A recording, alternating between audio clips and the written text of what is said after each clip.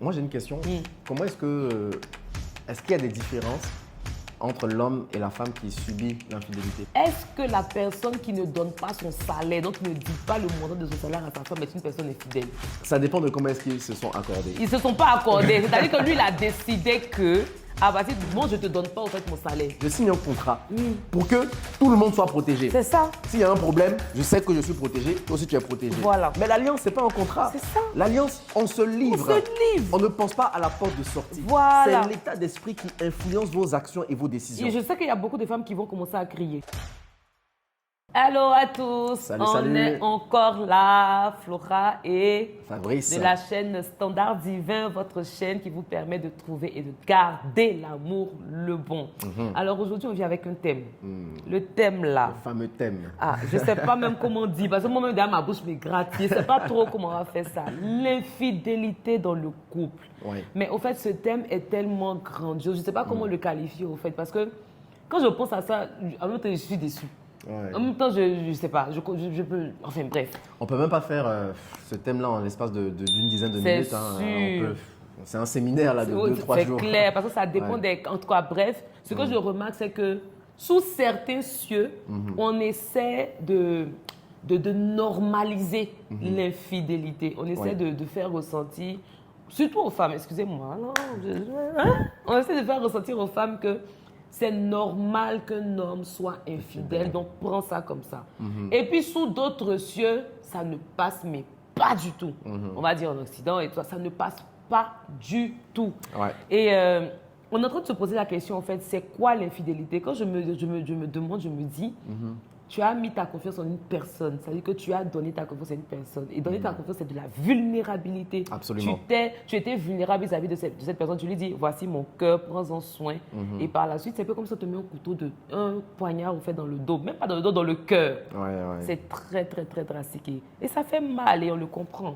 Donc, on va définir l'infidélité. Avant de définir l'infidélité, moi j'ai une question.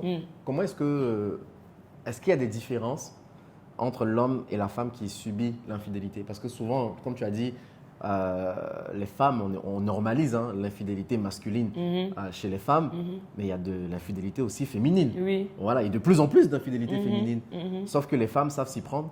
Elles sont beaucoup plus subtiles. OK. Mais il y a de plus en plus d'infidélité féminine. Il y a d'ailleurs des rapports qui ont été menés aux États-Unis et qui estiment qu'il y aura autant, ou il y a déjà autant d'infidélité masculine que féminine Ok. dans les mariages. OK. Donc, moi j'ai une question comme ça. Est-ce que tu penses que les femmes et les hommes vivent l'infidélité de manière différente? OK, bon, déjà de base, l'infidélité, c'est l'infidélité, ça ne regarde pas le genre. Ok. Maintenant, je pense que tout va se définir dans la façon dont les sociétés sont construites. Oui. Tu vois? Par exemple, si on prend le cas de l'Afrique, où par exemple, nos mamans, nos dévancières, en fait, nous disaient que l'infidélité est normale. Pour la jeune fille, ça sera un peu accepté que son homme soit infidèle. Mais c'est en même temps donner un message à l'homme qu'il a le droit Il de peut le le faire faire. et que si ça lui arrive, pas grave. c'est dramatique. Non, si ça lui arrive, ah, c'est-à-dire ok, que dans si ce sa sens. femme, au fait, le trompe, c'est dramatique, limite, je ne sais pas. Ouais. On doit guillotiner sa femme. Tu vois ce que je veux dire? Ouais. Ah, dans ce sens-là. Donc, ça dépend de comment est-ce qu'on a perçu, ou on leur a fait percevoir l'infidélité. Donc, c'est de part et culturel. d'autre. Ouais. Et c'est culturel. C'est Par contre, tu vas culturel. aller en Occident, au Canada d'où on vient, Ouais. mais là-bas, infidélité masculine, féminine, on ressent pareil. C'est la même on chose, ressent la quoi. même chose. Ok. Ben, en effet, moi j'aimerais dire simplement que l'infidélité masculine ou féminine, c'est l'infidélité. Et il ne faut pas en fait minimiser surtout les conséquences de ces actions-là. C'est ça. Voilà, comme elle a dit au début, c'est accorder sa confiance à une personne. On bâtit un projet de vie. C'est Yeah. vrai qu'on n'est pas parfait. Et on pourra effectivement faire une autre vidéo pour parler des causes de l'infidélité. Mais les conséquences sont vraiment Ouais, dévastatrices. désastreux. Désastreuses. Il y a beaucoup de dommages qui, parfois, et bien souvent, sont irréparables. Yeah. Donc, avant même de parler de la définition et donner des conseils sur comment surmonter l'infidélité, c'est vraiment un appel à l'encouragement, une exhortation avant de passer à l'action, peu importe les motivations qui vous animent. Faites attention. Regardez un peu tous les couples, tous les foyers où il y a eu de l'infidélité. Vous allez voir, ce sont des familles qui ont été brisées, divisées. Donc, autant les hommes que les femmes, franchement, soyons dans les standards divins, soyons dans la mentalité des cieux et devenons, par la grâce de Dieu, des hommes et des femmes qui travaillent à la fidélité. Parce que la fidélité, ce n'est pas un état... C'est un peu un acquis aussi, voilà, ça statique. se travaille, comme tu as dit. Tous les jours, il faut travailler à sa fidélité. Et maintenant, la définition de l'infidélité. L'infidélité, c'est accorder à une autre personne quelque chose qui était réservé à sa femme ou à son homme. C'est une définition qui paraît simple, mais vous allez voir qu'elle est très profonde. C'est profond. L'infidélité, c'est accorder à une autre personne que son partenaire de Même vie. à la fin de la définition, il y a plein qui vont dire non, moi je suis infidèle. Non, mais en fait, oui, on peut être infidèle sans vraiment se rendre compte de nos actes. On peut être infidèle inconsciemment. Et vous allez voir que ça, c'est d'ailleurs une discussion que vous pouvez avoir avec votre partenaire, même si vous cheminez ensemble. À partir de quand est-ce que tu estimes que tu n'es plus fidèle à moi? À partir de est-ce que c'est quand tu commences à avoir des pensées ou est-ce que c'est quand tu commences à envoyer des messages, des sextos, sans pour autant être passé à l'action? Mais pas forcément sexto, des messages. Oui, des messages. Ça peut être juste des messages, commencer à date avec une personne. Exactement. Un flirt. Voilà. Parce que le mariage, c'est une institution et c'est une alliance. Tout ce qui est à moi est à toi et vice-versa. Voilà. Et vous voyez, quand on partage quelque chose avec quelqu'un qu'on estime, c'est-à-dire le mariage est censé durer pour la vie, on veut préserver les choses qui sont les plus importantes et les plus précieuses, non simplement à nos yeux, mais aux yeux de l'autre aussi. Donc ce n'est pas juste à nos propres yeux. Donc c'est-à-dire qu'il y a des choses qui sont importantes et précieuses aux yeux de l'autre personne que moi, par exemple, je ne l'estime pas forcément. Ton argent. Et on va le voir justement dans les différentes formes d'infidélité. Alors, on y va. Première forme d'infidélité, c'est l'infidélité sexuelle. C'est la forme la plus connue. C'est la forme la plus courante, l'infidélité sexuelle. Elle peut aller en fait de l'embrassade jusqu'au rapport sexuel avec pénétration. Voilà. J'ai entendu souvent certaines personnes qui ont dit « Ah ben je t'ai pas trompé, j'ai juste fait un smack à cette personne. J'étais bourré ou j'allais pas bien, c'est mon ex, il m'a forcé, elle m'a forcé, on s'est fait un bisou et puis voilà. » Ah, c'est de l'infidélité. Parce que tu es en train de donner quelque chose à quelqu'un d'autre que ton mari, que ta femme, qui normalement devait être réservé, sanctifié, mis à part. C'est ça. Voilà. Donc, on est infidèle lorsqu'on fait des bisous, lorsqu'on fait des embrassades. On est infidèle lorsqu'il y a des attouchements, des préliminaires, sans forcément rapport sexuel. C'est sûr que les conséquences ne sont pas les mêmes, mais la nature demeure la même. C'est l'infidélité. Donc, ne banalisez pas même des regards coquins. Quand vous voyez une personne du sexe opposé, c'est une infidélité sexuelle. L'infidélité ne commence pas dans les actions, ça commence d'abord dans les pensées. Et d'ailleurs, c'est une piste de solution qui pourra nous aider à vaincre l'infidélité ou à demeurer constamment dans la fidélité. Deuxième forme d'infidélité, là on va parler de l'infidélité affective. Voilà, donc on parle de l'infidélité affective lorsqu'il y a une attirance émotionnelle et même une liaison amoureuse. On va le voir beaucoup plus avec les femmes, voilà, sans faire de comparaison. Pourquoi? Parce que l'homme peut tromper sans aimer. Mais lorsque la femme trompe, généralement, il y a de l'attachement émotionnel. Non, maintenant, la nouvelle catégorie de femmes aussi, c'est la même chose que les hommes. Ah oui, elles sont dangereuses. Non, ce n'est pas une histoire de dangereux, c'est que c'est la même chose. On ne va pas genrer ça. Oh, alors, non, pourquoi vous dites que non, vous aimez, mais vous pouvez être infidèle? Pourquoi? Oui, parce que l'homme ne réfléchit pas de la même façon que les femmes. C'est lui, mais... Donc, l'homme, il a un besoin de copuler. Un homme peut te tromper avec une femme qu'il voit comme ça passer parce qu'il n'a pas dompté, en fait, ses pulsions sexuelles. Mais donc, la fille qui est infidèle, ça veut dire qu'elle n'aime plus son mari? Pas forcément. Parce que l'amour de la femme est différent de l'amour de l'homme. Mais en tout cas, dans notre siècle présent, là, je ne sais pas. Oui, on voit, oui. Et ça nous permet d'ouvrir une parenthèse.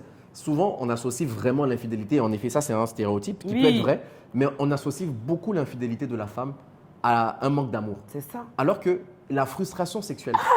Ah ben oui. Même affective déjà. Affective. Non, parce que c'est que la femme elle répond plus. Voilà. Elle répond plus à tout ce qui va être émotion. Vous savez que le monde de la femme, c'est l'émotion.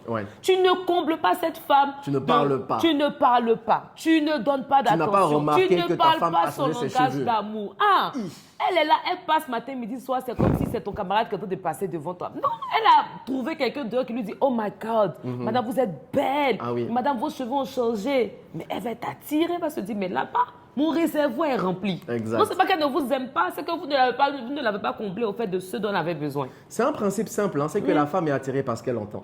Et les hommes sont attirés par ce qu'ils voient. Ça, c'est le cri de cœur des femmes, mais j'ai parlé. Non, tu as raison. C'est le cri de cœur de beaucoup de femmes. Il faut le dire. Voilà pourquoi, messieurs, ne soyez pas gênés de copier, entre guillemets, l'amour, je dis entre guillemets, hein, l'amour à la blanc, chez les blancs en Occident. À l'eau de rose. Où les hommes sont trop romantiques, ou tu vois, draguer sa femme, moi, être attentionné aux petits soins, lui faire des compliments, lui faire des cadeaux, mais parler et exprimer littéralement son amour, c'est comme si tu perds ta masculinité, c'est comme si tu as peur en fait que ta femme ne te respecte plus. Non, c'est vraiment pas. Après, c'est culturel. Et quand tu dis c'est un encouragement, en fait. On comprend. Voilà. Mais de façon globale, les femmes ont besoin de se sentir aimées, de se sentir désirées, de se sentir. Pourquoi même ils veulent qu'on comprenne leur monde et puis eux, ils ne comprennent pas notre monde aussi?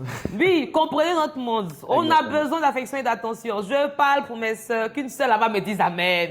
Oui, elle me dit Amen aujourd'hui. Ouais. Et pour les hommes, lorsqu'il y a une liaison amoureuse, c'est beaucoup plus complexe. C'est beaucoup plus complexe. Dans ces cas-là, voilà, parce que là, on va se questionner sur la teneur de la relation cette fois-ci. À quel point est-ce que vous êtes engagé? Parfois, il peut y avoir des enfants même là-dedans. Voilà, donc ça, c'est un cas particulier et on pourra en discuter dans un autre live ou dans d'autres thématiques, dans d'autres séminaires. Et au passage, on pourra aussi rappeler que ICC Abidjan, donc l'église en passant chrétien Abidjan, est ouverte depuis cette année. Nous sommes en 2024. À l'heure de cette vidéo, nous sommes en juillet 2024. Alors, si vous cherchez une assemblée, si vous n'avez pas de famille spirituelle, nous vous invitons à venir dans notre assemblée. Je suis le pasteur de l'église ICC à Abidjan et il me fera vraiment un grand plaisir. Il nous fera un grand plaisir de pouvoir vous accueillir, de prier pour vous, c'est chez vous, on est ensemble. Allez, peace. Alors, on va parler maintenant de la troisième forme d'infidélité, c'est l'infidélité digitale. Ah, c'est ça que je voulais dire. Je voulais mettre ça dans l'émotionnel parce que ça rentre aussi. Hein. Oui.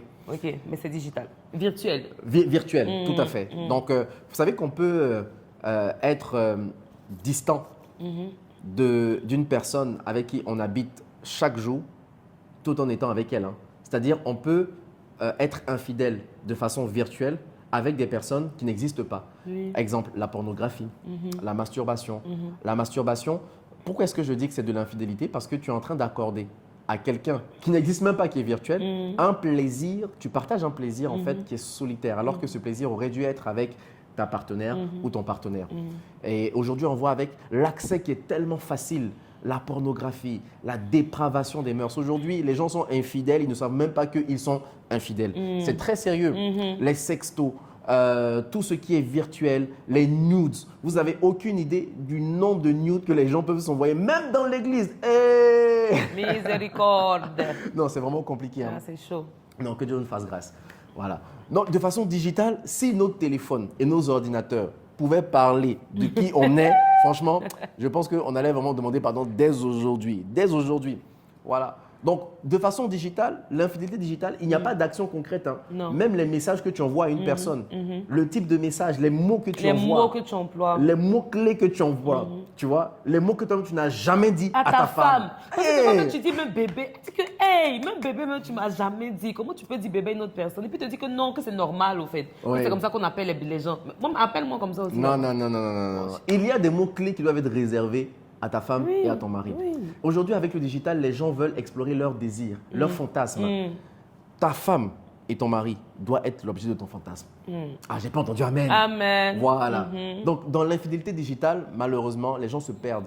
Et il y a tellement de conséquences, ça augmente, l'éjaculation précoce, ça augmente l'insatisfaction même sexuelle dans le couple parce que tu tires ton plaisir autrement.